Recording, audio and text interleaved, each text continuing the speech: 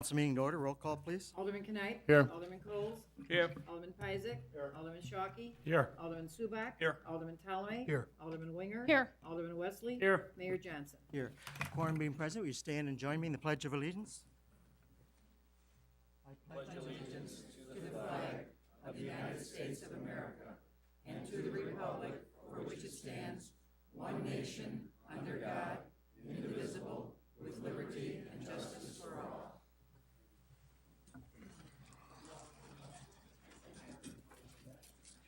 May I have a motion to approve the minutes, February 15th, 2007? So moved. Is there a second? Second.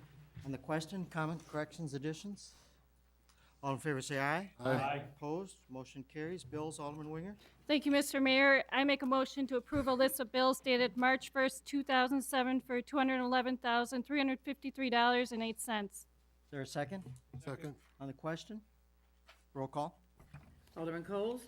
Yes. Alderman Subak. Yes. Alderman Knight. Yes. Alderman Peisig. Yes. Alderman Shockey. Yes. Alderman Winger. Yes. Alderman Wesley. Yes. Alderman Talway. Yes.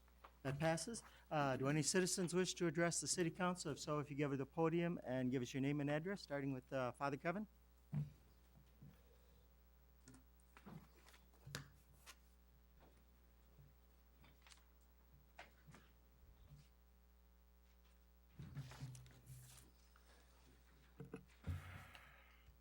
Thank you, Mayor. Thank you, members of the City Council. I come to you tonight representing Holy Ghost Parish, of which quite a number of our members are here tonight, although we did ask that the entire assembly not join us. But the members of the Parish Council are here, members of the school board and the parents' support group, as well as parishioners in general. And we want to thank you, members of the board, for your consideration and of our concern about extending Division Street through our property as part of the 2 or 2A alternate for development of the city roads. We want to present to you tonight our collection of comment sheets. There are about 750 of them, actually. Hope that you'll notice as you look at them that while many of them are concerned about not extending the Division Street, which was the initial issue that kind of fired everybody up, you'll also notice that with the exception of 2, all of them are saying no build. That 2 people did suggest that the extension be done, either the 2 or the 2 alpha, but that the rest did not. Now, back on the 13th of February, you suggested that possibly a referendum might be done, but that would be very expensive. I know this is not an official count of anyone, but there are 748 or so of people from the city of Wooddale who are publicly saying that they want the council to consider just improving the intersection and putting in turning lanes or changing the light patterns or whatever. Again, we thank you for your consideration in this matter. I want you to notice as you look at these comment sheets that while we were told on the 13th that they didn't have to be signed, and I understand that most of the people chose to sign them, that they want their names to be known, that they are publicly saying, not just from the ward that the parish is in, but from all 4 wards of the city, that they are very concerned and want you to know that they're concerned about this decision and its effects not just on the parish grounds, but on the whole subdivision here in the 4th ward and the people who will be dislocated. I'm sure you'll notice as you read the statements that it's not just 4th ward people saying that, but that the 750 people from all 4 wards of the parish are saying that as well. A suggestion I might make is that if you want to get a consensus of people, not a formal referendum, you might ask the other churches in town to do the same thing we did. If people are going to put their name on a document, they probably are going to come out and vote as well. They're very concerned about this, and they hope that you will be concerned as well. By the way, allegedly, a tattletale report was sent to the bishop about my activities.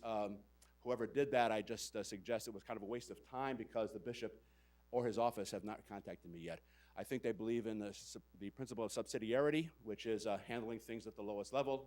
While we have a new bishop, he must trust that we're doing things up here okay, and I hope that we agree to that as well.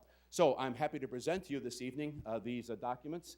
Hopefully that you will, I know that you'll include them in the report that goes to the county and on to the state and eventually to the federal government. Well, we also have a special package, Alderman Subak, just addressed to you, but that's a personal gift from someone to you. So if I may, please. Absolutely.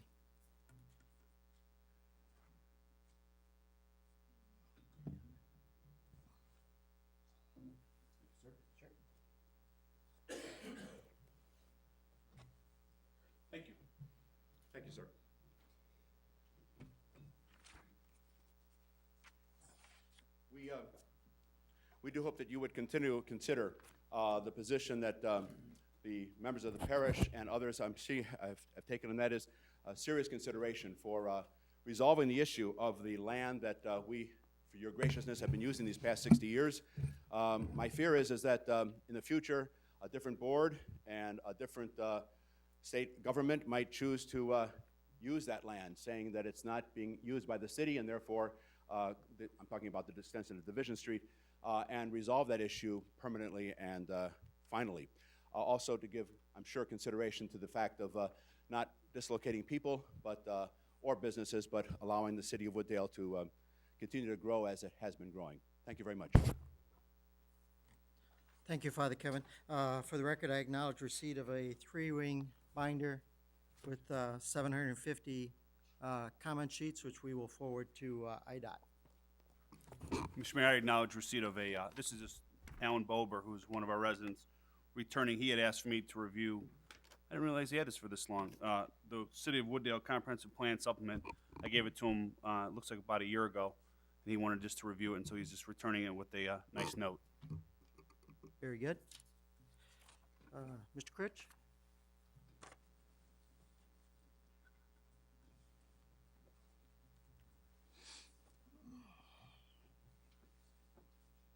Steve Critch, 215 Edgebrook Road. My comments are about the no-build. I've been here 15 years, maybe over 15 years, and seen this community change. And this is this particular situation is one of the changes that I don't think is good for the city. You know, I think we're concerned all about safety, and to me, this doesn't look like a safety thing that's going to happen. You know, we're all concerned about our children. We're concerned about the people. I think there are other ways to do this without reconfiguring roads and doing all this stuff and spending all this money. I know that there was no cameras on that particular, there's one on Irving Park Road, but there's not one on Wooddale Road. Cameras would be a good idea. Look at what happened on Irving Park Road. We cut down that situation. People see the signs, you're gonna get fined $500 or whatever it is. It surely cuts it down. The other thing is that right-hand lane as you're coming down Wooddale Road to Irving Park Road going south, there should be a better configuration on the street. I mean, it's okay now, but a lot of people are not familiar with that intersection. If you put some white lines or dotted lines or something in there showing them how to make that turn, I think that'll help also. I've also, in my travels down in southern Illinois, seen a few, not a lot, but railroad crossings that are not like your typical one. And they're probably something from Europe or something, I don't know. But it's a 2 pillars and a whole, what do you want to call it, crossing comes down. So there's probably a space about 2 feet off the ground or 3 feet off the ground with chain across it. You can't get across it, no how, no way. And they've done this on railroad crossings where farmers or people, whatever it was, would take a chance and try to go around it. Well, you can't go around it and you can't go through it. So, I mean, that's something else you can investigate. Like I said, I've seen in my travels, if you go down 55 down south towards Springfield, you'll see them down there. Cameras, crossings, that's it. I really am against the no-build, or for the no-build, and leaving our city like it is. Thank you. Thank you, Mr. Critch. What he was referring to was something called quad gates. This week, myself, the city manager, the assistant city manager, and Gary Holm, our director of city services, met with IDOT, and we had them research, as well as I had the city attorney research on the existing bill, the $11,440,000, which has already been appropriated for Wooddale, and we did determine that we can do safety improvements on Irving Park at grade and on Wooddale Road at grade without going forward with the grade separation. So based on that, we're directing the engineers to take a look at what safety improvements can be done with the existing roadway as it is, such as cameras or quad gates or adding additional turn lanes. So that is something we're looking at. Does anyone else wish to address the City Council this evening? Yes, sir. Casey? Mr. Passione?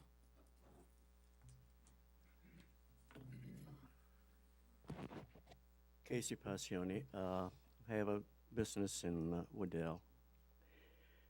Regarding this Irving Park, I think the whole idea is very bad, and I explained to you. This reminds me, Mayor Daley and Bensonville and Elk Grove. Now, I don't know what the outcome of this, what are you gonna vote, when, and how long the project is gonna be. Now, you have a bunch of people here with the homes that's in the way. And this it could take 10 years, 5 years, 7 years. Now, there's a lot of people in here. They may wanted to add a room or build a new driveway, put a new windows, anything that possible to renew to do a addition or whatever. And this is going to be holding hostage from the city because they won't be able to do anything. It's going to take forever to settle this, probably years. And in the meantime, they won't be even selling the house or adding or whatever improvement. And I think the whole idea is bad because those are the ones they're going to pay the most of the. And another thing, why can't the city find a way to put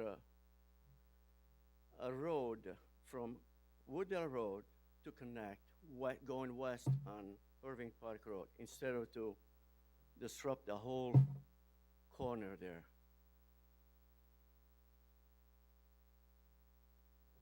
That's a comment. Thank you very much. Thank you, Mr. Passione. Does anyone else wish to address the city council this evening? Yes, I'm sorry, sir? Mr. Leitendorf?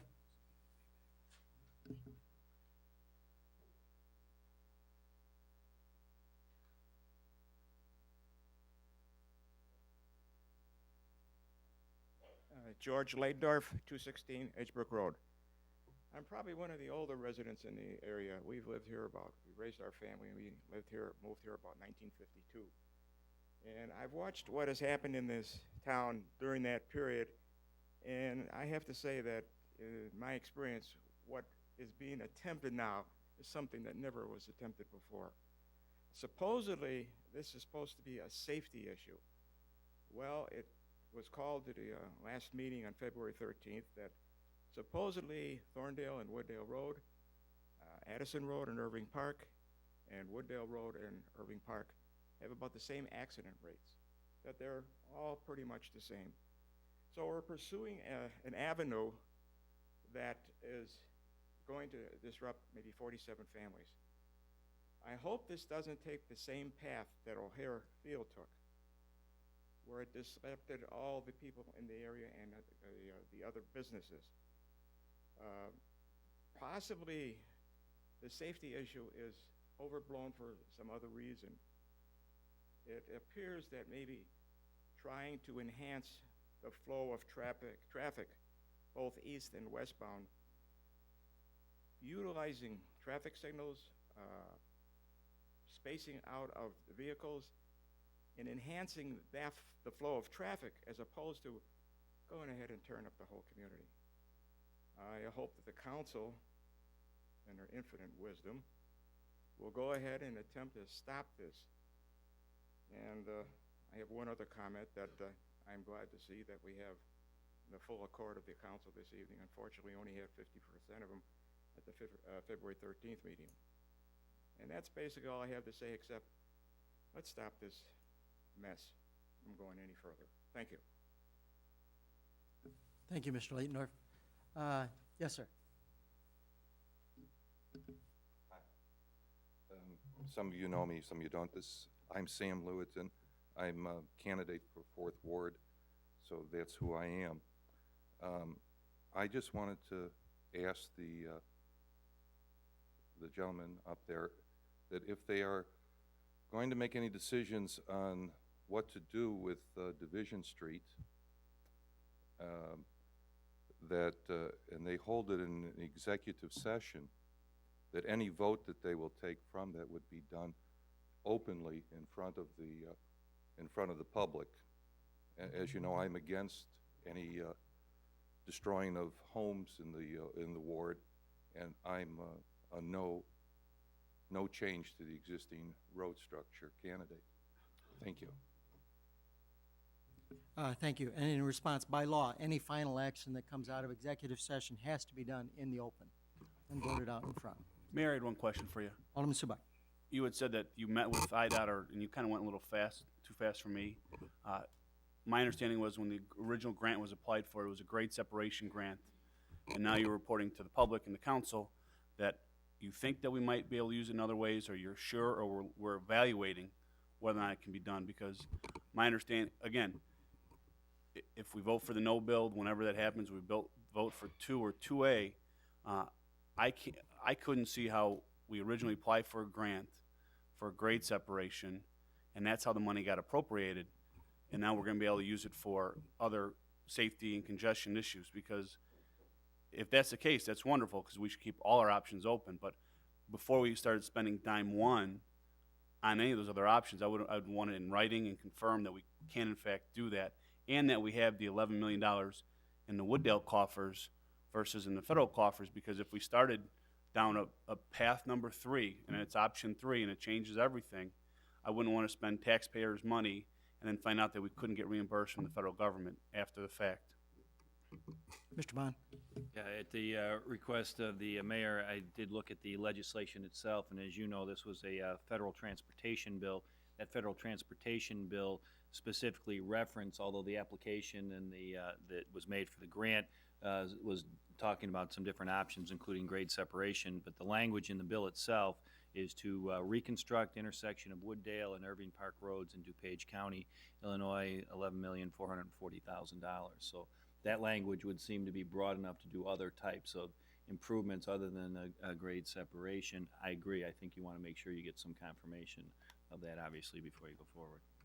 That was also the interpretation of IDOT, although they referred it to their legal department as well. But their initial reading was that the language is vague enough that we can't incorporate other safety improvements other than the grade separation. Alderman Subak. And where is that $11 million right now? Mr. Bond. I believe it's in the federal treasury. There is a procedure whereby it goes from there into the, there's a state processing that the funds are available, because one of the things when that bill was passed and effective, I believe it was August 10th, 2005, or 2006, I guess, that all amounts have to be available to carry out those projects. So what they did is they determined the priority of the projects, they specified those by dollar amount, and then they appropriated the funds for them. But those funds are still in the federal treasury. And then what's the process to get those funds? Would we have to start actually spending dollars? Because no matter what we do, I wouldn't want to go through the bridge, what we happened last time. We constructed the bridge under the impression that it was to be 100% grant money, and then it came back that it wasn't 100% grant money. So that's why I want to make sure, no matter what the option is, that doesn't happen again.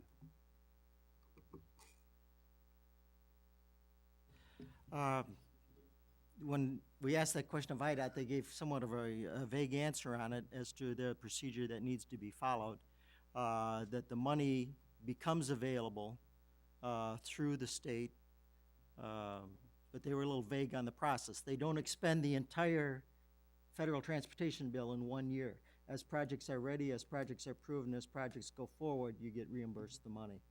Well, I'm not sure, let me strike that, not reimbursed, the money is authorized. And what happens is it's transferred then, and there's, under the terms of the grant, there's actually some benchmarks that have to be, you have to submit certain documentation at that point in time. The funds to support those expenditures are then released to the state, and then they're available to the state, to the city of Wooddale. And they've got them allocated from 2004 through 2009, and then they go ahead and reappropriate. But the process is such that you make your application for those funds. That application's reviewed at the federal level, approved, and then it goes down to the state. The money's actually transferred, and then there's a process for it. But because each project's slightly different, I think that's why you can't say, well, 30 days from that date, this is when you'll get your check, or the state gets it, and then 40 days thereafter, it's transferred into the coffers of the city of Wooddale. But the money is available to pay for the project as opposed to seeking reimbursement, obviously, given the substantial sums that this is at issue. Alderman Ptolemy. Yeah, Mr. Mayor, I have no problem with tonight, if that's what you want, if that's what the council wants, voting no build. It's always been an option that's been out there.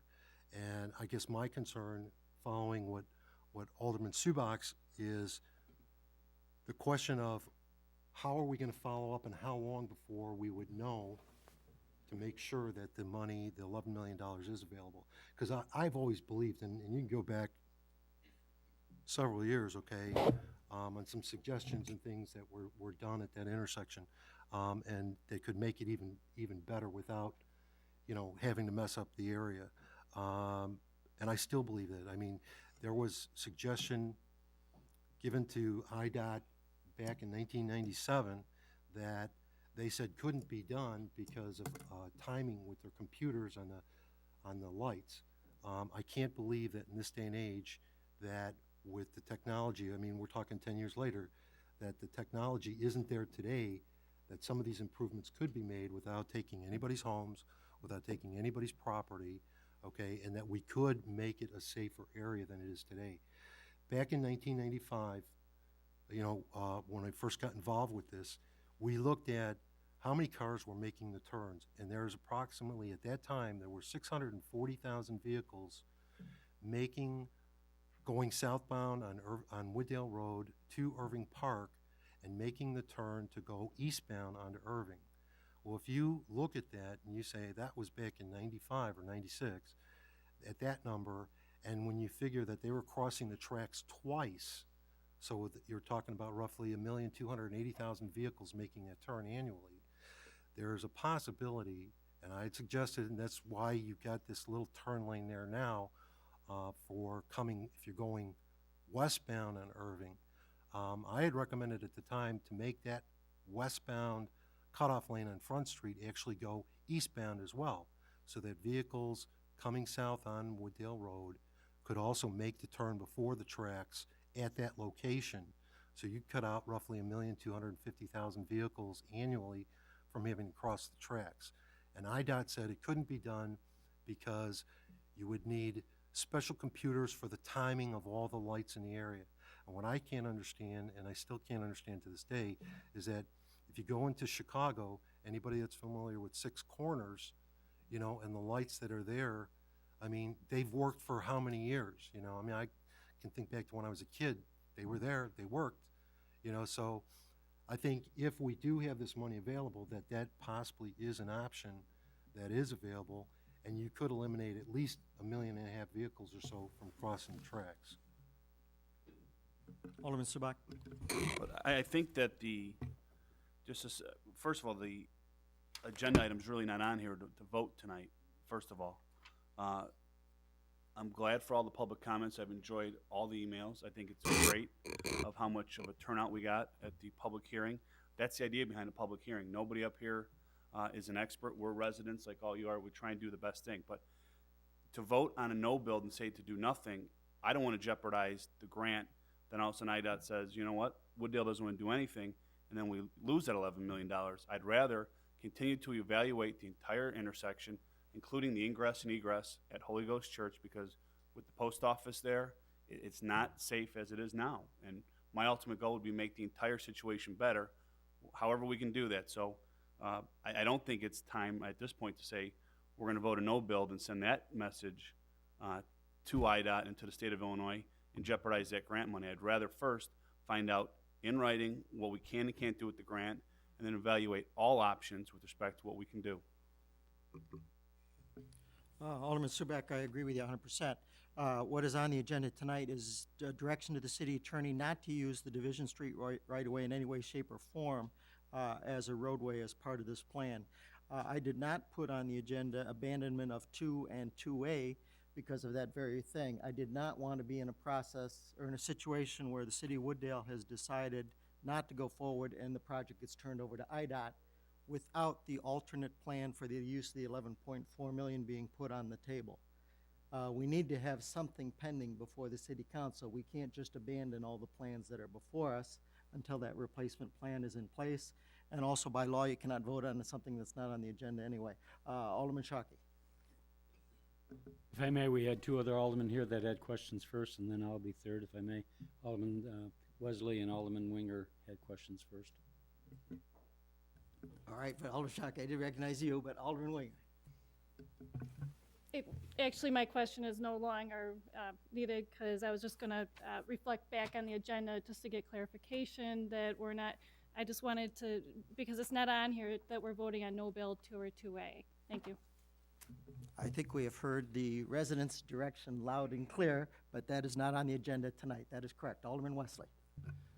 I have one question on the $11 million that is there right now.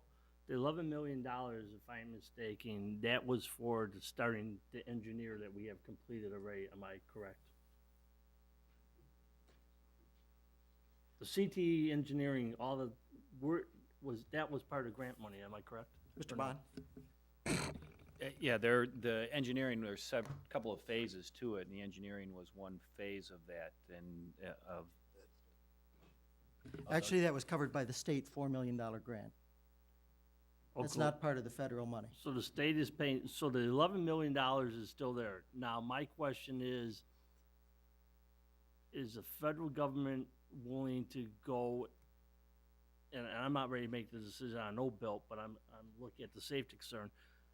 Is the federal government now going to fund the engineering for the safety concern, or will that come out of $11 million that we have now, knowing that we changed the whole plan? Or, like I said, is CTE going now be paid out $11 million, or is the federal still going to pay for the engineering that's going to go with the safety concern? That's my question to him. Mr. Bond? yeah, the engineering is one component of it, and that's being paid from, it's all part of the same project, but they've divided up how the payment is. There's still money, as I understand it, from the state for the engineering component of it. There is, under the Federal Highway Trust Fund, is where the $11 million is, and that was earmarked specifically for the reconstruction of the intersection of Wooddale and Irving Park Road. So the intent of that was to be used for that purpose. But again, as the mayor indicated, that's a very broad language in what that means. It doesn't reference grade separation specifically in the legislation, nor is that money in trust in that under those terms. So it is simply for that very broad definition of what's to be done. Mr. Williams? The current Phase 1 is being funded by the state, Metra, county, and a grant that we received from the state to do this. There has been no taxpayers' dollars spent for the grade separation study. The 11 million is for the next phase, and it was my understanding that that would be available once Phase 1 was completed. And that's why we were heading for that process and to make a determination which way we were going. Alderman Sharkey? A few things, if I may. First of all, I want to congratulate Father Kevin, 750 people. 750 people. I couldn't believe that number. I received 30 emails that I wanted to put on the record. I'd still like to have them added to the record. And I think all the aldermen who received emails probably should add them to the record as well. I also did a non-binding survey of my own during that 13th meeting, and out of 35 people, 4 voted to build, but 31 voted to no build. I'd like to leave that, put that in the record as well. And the last one, this part of my question, is at the senior club meeting, I asked 51 seniors. It was just 51 because it was that day that was so cold. But out of the 51 seniors, 4 of them did say to build 2A. And the thing is that 18% of them said to build 2A, but to fix that computer, as Alderman Talmy said. 8 said to leave it as it is, 8%. But 70% said leave it as it is and fix that darn computer. So basically, 96% of the people, of the seniors that did vote on this, and that was all but 2 at that meeting, did say, fix the computer. We've been talking to Metra. We were told by them different stories. Now we're talking to IDOT.